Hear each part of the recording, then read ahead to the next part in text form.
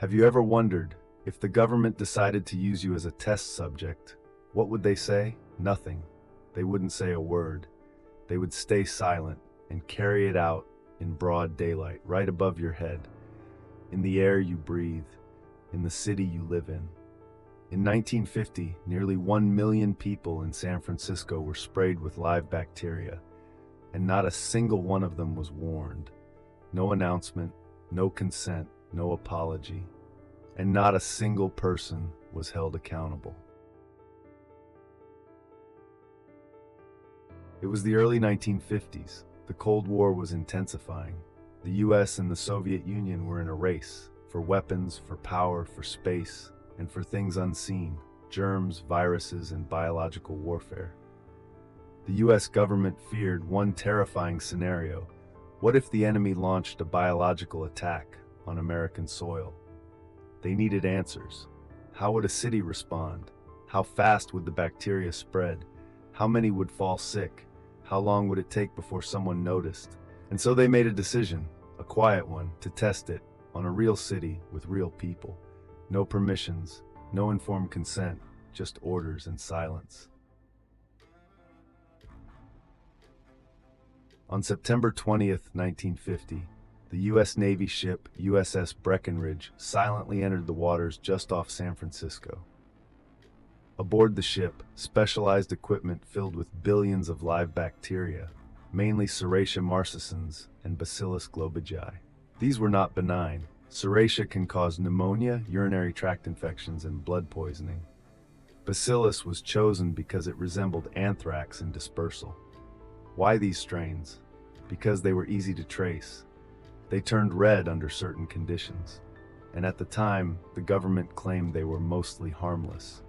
From September 20th to 27, the Navy released these bacteria into the air.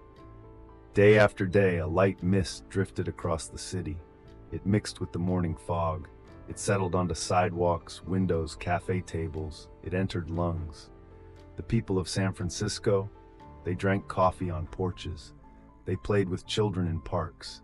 They went to work as usual, unaware that their city had become a live testing ground for biological warfare.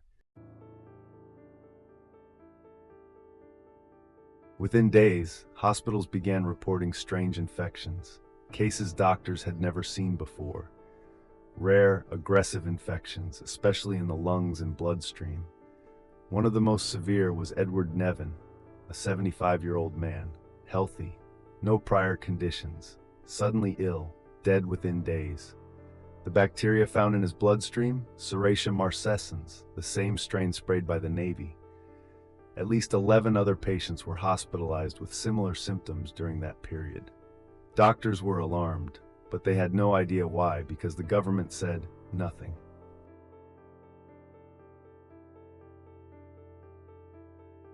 It wasn't until 1976, 26 years later, that the truth began to surface.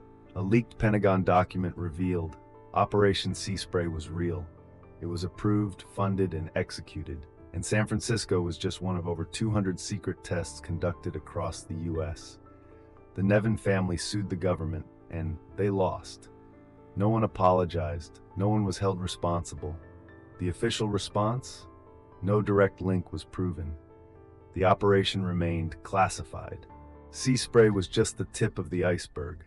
Operation Big Itch, testing lice as a biological weapon. Operation Dew, spraying chemicals over the southeastern coastline. Project 112, releasing toxic agents near civilian populations and military bases. All done in secret, all done in the name of national security. Not theory, not rumor, declassified facts, hidden from the very people affected.